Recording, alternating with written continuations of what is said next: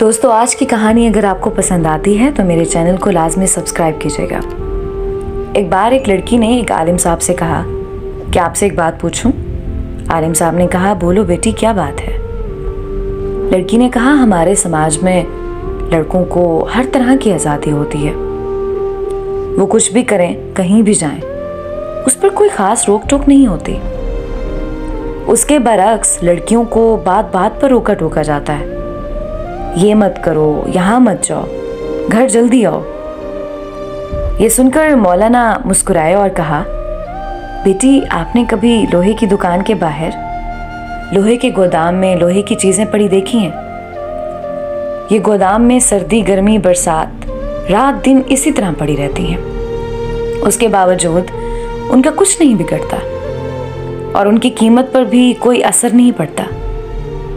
लड़कों की कुछ इस तरह की हैसियत है इस समाज में।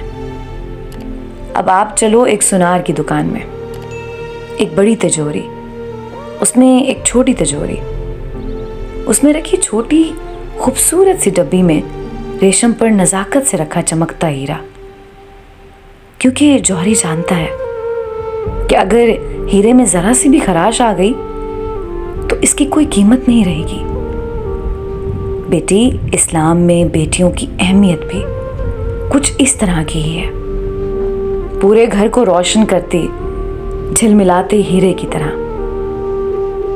जरा सी खराश से उसके और उसके घर वालों के पास कुछ भी नहीं बचता। बस यही फर्क है लड़कियों और लड़कों में। पूरी मजलिस में खामोशी छा गई।